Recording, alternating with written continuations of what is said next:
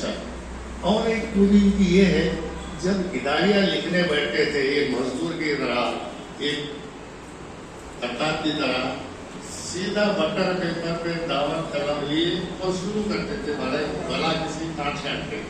और इतना मार्वलस इदारा लेता था। कुछ आयोजन ऐसे भी थे जो इनके इदारे के लिए वो अखबार का इंतजार करते थे। जब पहली बार कई अखबार से मुंसलिक रहे, जाती तौर पर जब अपना ये काम रोना शुरू किया, वो हम जानते हैं कि किस दौर से हुए हैं। मुझे लगता है ये दरिया मार्च ये पैसा कहाँ से लाते थे, किस अंदाज से करते थे, मुझे ही अंदाजा होता है। इन्हें कहीं दस्ते रहते तो इतना नहीं होती थी। मुझे पता है कि आमद का कोई जरा है, मगर अखबार निकालना चूहे से लाने के बराबर है। बड़े वोटेड खेल चुके हैं इसमें, मैं की बात नहीं करता। आप जो है आज रोजनामा इरफान एक्सप्रेस निकालते हैं, एक रिसाला भी निकालने गया आज भी क्षमा वो किसी वजह से बंद हुआ। वो अपनी फोन पर किसी की 10 पैसे की इमदाद के बगैर ही अखबार निकाल चुके हैं। आप ये टीवी उर्दू से भी वाबस्ता रहे हैं, गुलबर्गा के दीगर रोजनामा में भी आप भी खिदमत अंजाम दिए हैं। इनके बारे में लफ्ज़ोशाही करना, एहतराम करना मेरी बस की तो बात नहीं। और भी होंगे जिन्हें अल्लाह तौफीक दिया, हौसला दिया। मेरा हौसला बस है इनके ताल्लुक से कुछ कहते हुए। इनके ताल्लुक से तना तुम्हारे सामने एक चीज लिखे, वो काबिल तहसीन है, पढ़ना चाहिए। ई खान पाबंदी से मिल रहा है, उस नवाजिश के लिए शुक्रिया। तुम्हारे नाम का वाबस्ता अखबार को शुरू से आखिर तक पढ़ लेता हूँ। तुम अकेले क्या काम कर लेते हो, काम का सलीका कोई तुमसे सीखे, कोई सीखे क्यों, नफा देखा घसारे में, कहने वाला एक अखबार था। ऐसे दीवाने में आज कहाँ मिलते हैं। तुम्हारा दीवानापन आज भी सलामत है, यही गनीमत है। ये अखबार की मस्तक पर चलने वाला तुम जैसा एक जुनूनी पैदा हुआ, अब तुम्हें पूरी तरह दीवाना बनाने के लिए अवार्ड दिया गया है और अवार्ड दिया जा रहा है। तुम्हारी सहाफती और अदबी खिदमत का एतराफ तो एक बहाना है। ये अवार्ड तुम्हारे घर का चूल्हा नहीं जला सकता। ये तरह खिदमत ई खान की खरीदारी का कोई इजाफा नहीं कर सकता। हम जैसे झूठे तसल्ली देने वाले शुक्रिया के खतूत तो लिख सकते हैं, मगर सालाना खरीदार नहीं बन सकते। हासिलों की इस दुनिया में कौन किसकी कदर करता है। मैं अहमद साहब के लिए एक से बात करूंगा। हम बेघरों को ये फन भी खूब रासाया है, हम बेघरों को ये फन भी खूब रासाया है। किसी की आंख में बसना, किसी के दिल में घर करना है। अब दूसरी इजलास मुशाहिदे का आगाज होगा, जिसकी सदारत जनाब हामिद अकबर साहब फरमाएंगे। बहुत बहुत शुक्रिया नवाज। शुक्रिया फजल अहमद तिमोमी साहब।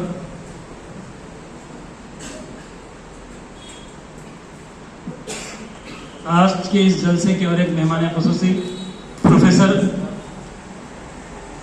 अब्दुल हमीद साहिरुद्दीन साहब की तबीयत नासाज है, इसलिए वो तशरीफ नहीं लेके आए हैं।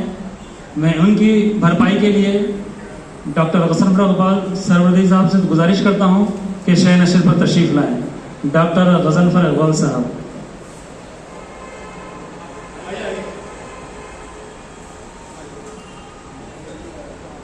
जलसे को आगे बढ़ाते हुए गुलपोशी तो नहीं, गुल पेश करने का सिलसिला शुरू कर रहा हूं। मैं सबसे पहले फजल अहमद तिमापुरी साहब से गुजारिश करता हूं कि सदर जलसा डॉक्टर पीरजादा फहीमुद्दीन साहब को गुलाए अकीदत पेश करें।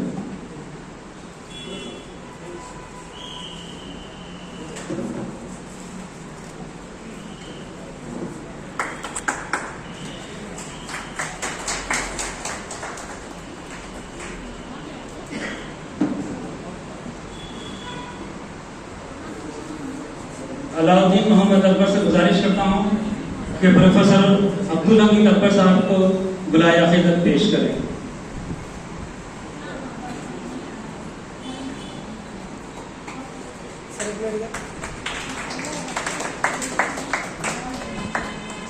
सैयद मुख्तार अहमद दर्दी साहब से गुजारिश करता हूं कि जनाब सैयद अब्दुल गनी साहब को बुलाए अकीदत पेश करें।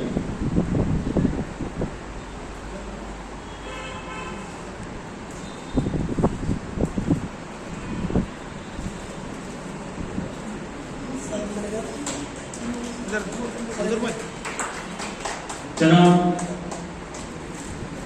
अनवर सिरदार से गुजारिश करता हूं कि वो जनाब शान अकबर साहब को बुलाए अकीदत पेश करें। मैडम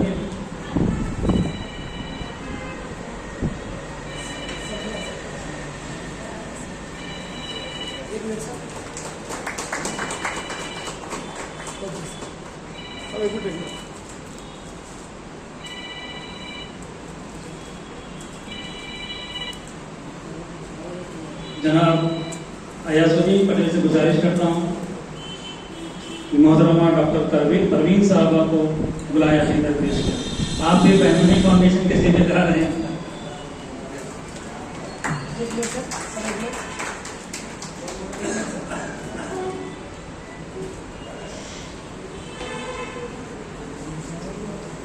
मोहम्मद मोहसिन गोडो से गुजारिश करता हूँ कि डॉक्टर गजफर इकबाल साहब को बुलाए अकीदत पेश करें।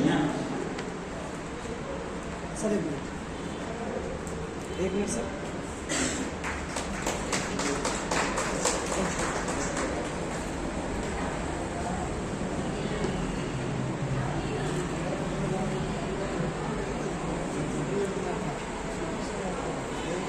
ख्वाजा बेसुदरा से गुजारिश करता हूँ कि आज जो जिसने इस्तकबाल और तारुफ पेश किया फजल अहमद तिबापुरी साहब को बुलाए अकीदत पेश करें।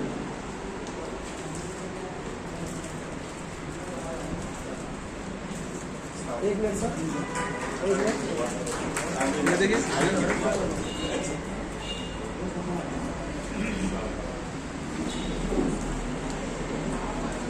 आइए आज का जलसा एतराफ़ खिदमत जनाब हामिद अब्दुल साहब के लिए रखा गया है।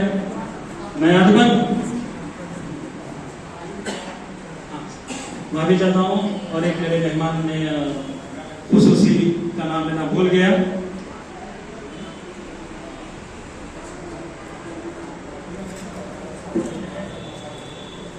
मेरे दोस्त जो बॉम्बे से आए हुए हैं करीमुद्दीन सिद्धार्थ नबी से गुजारिश करता हूं कि डॉक्टर असलम सईद साहब को बुलाए अकीदत पेश करें।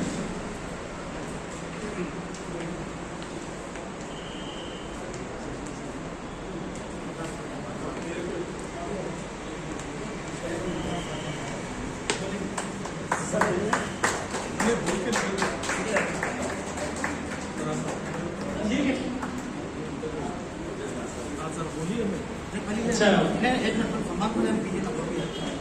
सम्मान के बाद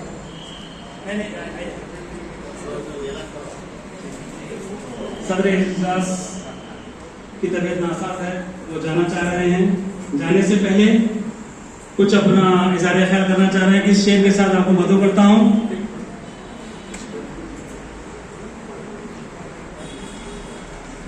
इसे नहीं है खुद अपने खत का अंदाजा, इसे नहीं है खुद अपने खत का अंदाजा, वो आसमां है मगर सर झुका के चलता है।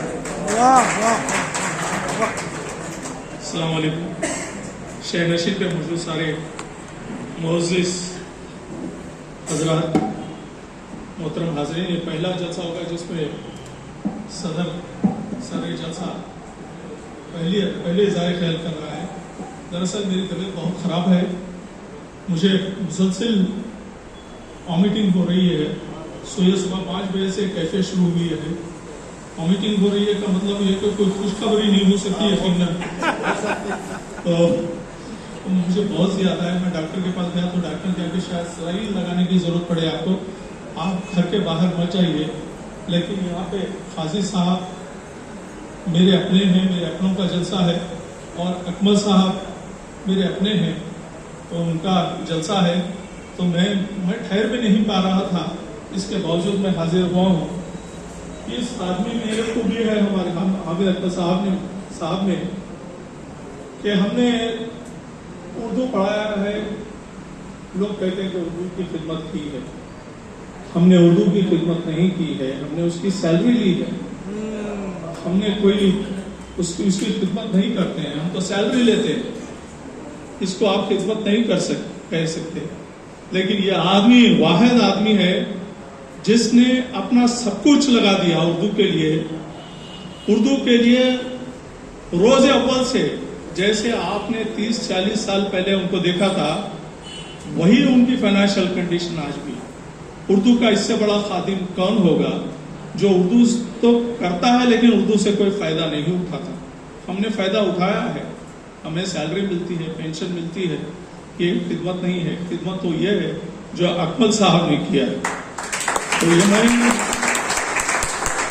अगर ये ऐसा ना होता तो शायद ही मैं आज नहीं आता, क्योंकि मुझे बहुत रोका गया। डॉक्टर ने खुद कहा कि आपको शायद सलाइन की जरूरत पड़े, आपको एडमिट होना पड़ेगा। लेकिन मैं आया हूँ, बर्दाश्त नहीं होता। मेरी बदनसीबी है कि मैं आखिर तक भी जलसे में नहीं बैठ सका था। लेकिन मैं उर्दू के इन रियल सेंस खादिम को मैं मुबारकबाद देता हूँ अपनी तरफ से, और आप तमाम की जानिब से मुबारकबाद देता हूँ कि ऐसे लोगों की पजीराई होनी चाहिए, ऐसे लोगों को हमें उनकी कदर करनी चाहिए।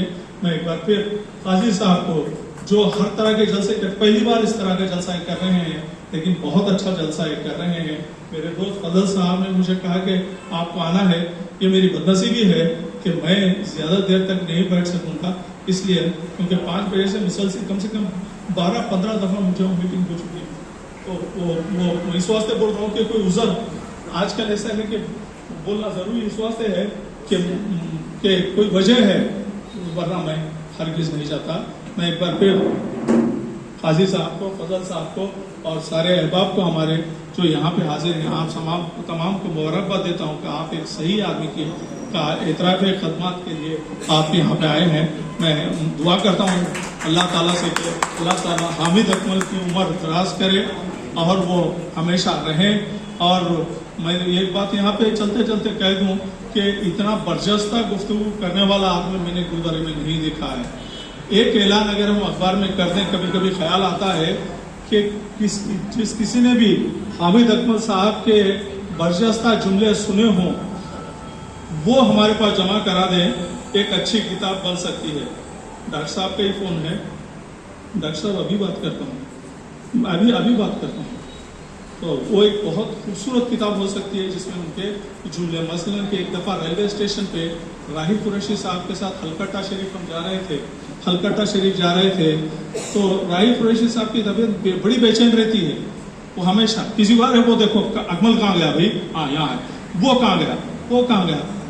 अकमल साहब देर तक सुनते रहे क्योंकि ट्रेन नहीं आई थी। उसके बाद बोले साहब क्या मुसीबत हो गई, आपसे तो अच्छा था कि हम 6-7 महीने के बच्चे को ले आते। ऐसे जुमले कई एक के सामने है। वो सारे जुमलों को अगर हम जमा करें तो यकीन मानिए एक ऐसी किताब बनेगी जिसे आप शुरू तो करेंगे लेकिन अपनी मर्जी से आप खत्म नहीं कर पाएंगे। इतना खूबसूरत उनका अंदाज, उर्दू, ओढ़ना बिछोना, जो कहते हैं वो सब हामिद अकमल साहब के पास है। मैं दुआ को हूँ कि अल्लाह उनकी उम्र दराज करे। एक वैलिड वजह की वजह से मैं आपसे माजरत चाहता हूँ। डॉक्टर साहब यहाँ मौजूद हैं, मैं माजरत चाहता हूँ डॉक्टर साहब कि किसी वजह से वैलिड रीजन की वजह से मुझे जाना पड़ा। जी डॉक्टर साहब आए तो थोड़ी सी हिम्मत बनी कि कुछ हो गया तो ये मुझे इजाजत दीजिए। सब खुदा शुक्रिया साहब। आइए आज का जलसा जिसके लिए रखा गया है, मैं जनाब हामिद अकमल साहब, मुमताज़ सीनियर सहाफ़ी, शायर व अदीब, मुदीर आला रोज़नामा इरफान एक्सप्रेस गुलबर्गा से इल्तिमास करता हूँ कि आप तहनीत कबूल करने के लिए सामने तशरीफ़ लाएं। एतराफ़ खिदमात, कामयाबी की सीढ़ियों में कोई लिफ्ट नहीं होती, जुस्तजू, मेहनत, हौसला, एतमाद और इरादे इसको मजबूत बनाते हैं। हामिद अकमल साहब के लिए एक शेर है खुदा नसीब करे तुझको इस कदर शोहरत, खुदा नसीब करे तुझको इस कदर शोहरत कि तेरे नाम के आगे किसी का नाम ना हो। मैं फजल अहमद तिम्मापुरी साहब, सदर तंजीम उर्दू साहब को अदब से गुजारिश करता हूँ कि बहमनी फाउंडेशन खिलाफुल वर्गा की जानिब से जनाब हामिद अकमल साहब को तहनीत पेश करें।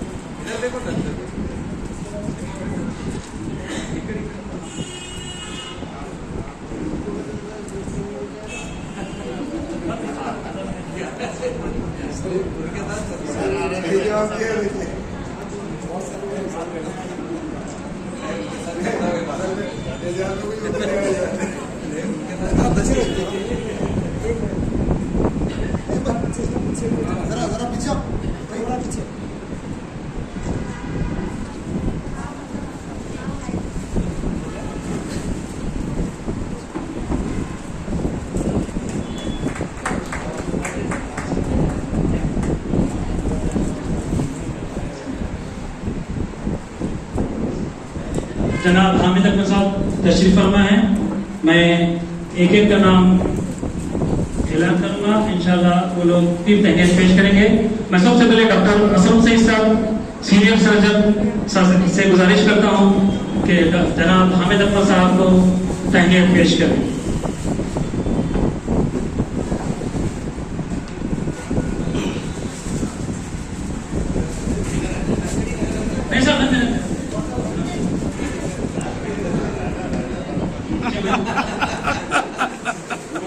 डॉक्टर असलम सईद साहब जनाब हामिद अकमल साहब के बारे में कुछ इज़हार ख्याल करना चाह रहे हैं। मुझे कहना तो कुछ नहीं है, लेकिन पहली बार एक शायर को फकीर की नजर में देखता हूँ। उनका हमेशा सूफियाना अंदाज मुझे बहुत पसंद है, और कभी एक लगन की तरह जैसे कोई सूफी अपने जहन में जो बिठा लेता है, वाक़ई तक करे नहीं छोटे, वो खूबी है। मैं आपको मुबारकबाद देता हूँ। अल्लाह करे आप इसी तरह उनकी खिदमत करते हैं। वही साथी पे जो नंबर जाए खुदा लड़ते हैं बात करवा भी, तो इतना सादा आदमी है, और मैं दिल्ली मुबारकबाद देता हूँ और बुलाया बेशक।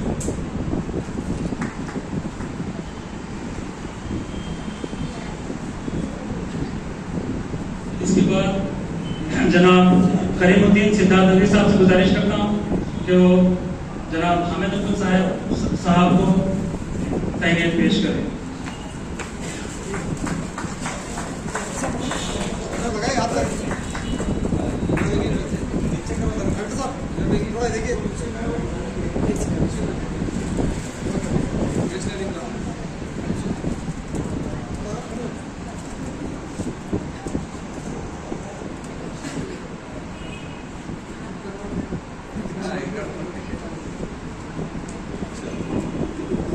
शुक्रिया डॉक्टर साहब।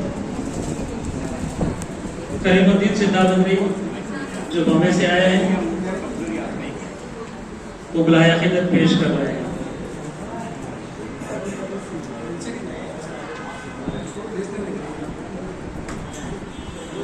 मोहतरमा राना तबस्सुम साहबा से गुजारिश करता हूँ कि वो जनाब हामिद अकमल साहब को तहनीत पेश करें।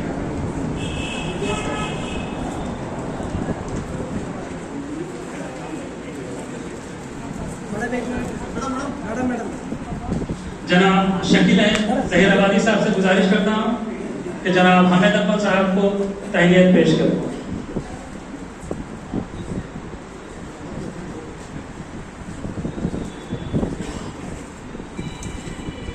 मिर्जा बशीर बेग साहब,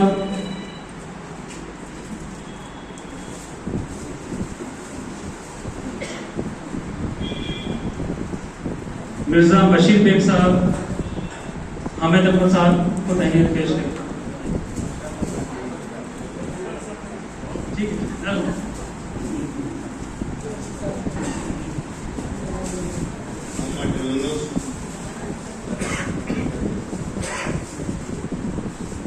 मिर्जा बशीर बेग साहब हामिद अब्दुल गुलाया अकीदत पेश कर रहे हैं।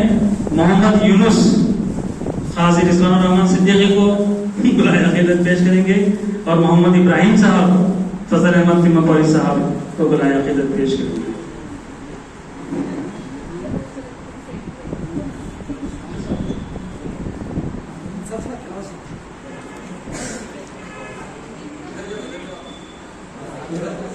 मोहम्मद इब्राहिम साहब फजल अहमद तिम्मापुरी साहब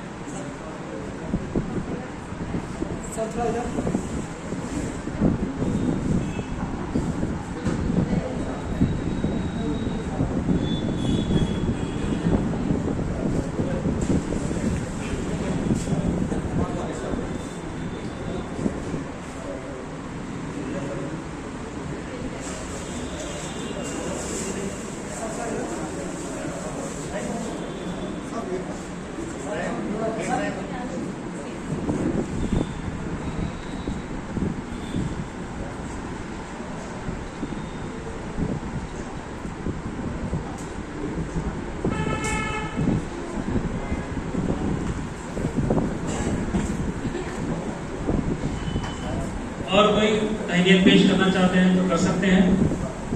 उसके बाद जलसे की कार्रवाई को आगे बढ़ाया जाएगा। आइए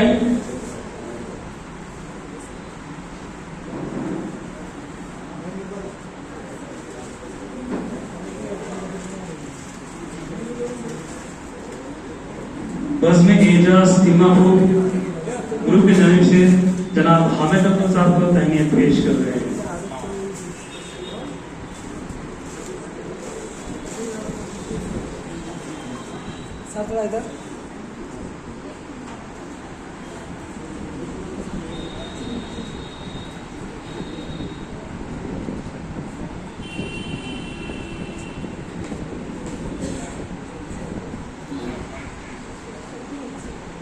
हामिद अब्दुल साहब आप पीछे तशरीफ लाएं, फिर इंशाल्लाह जलसे की कार्रवाई आगे बढ़ती रहेगी।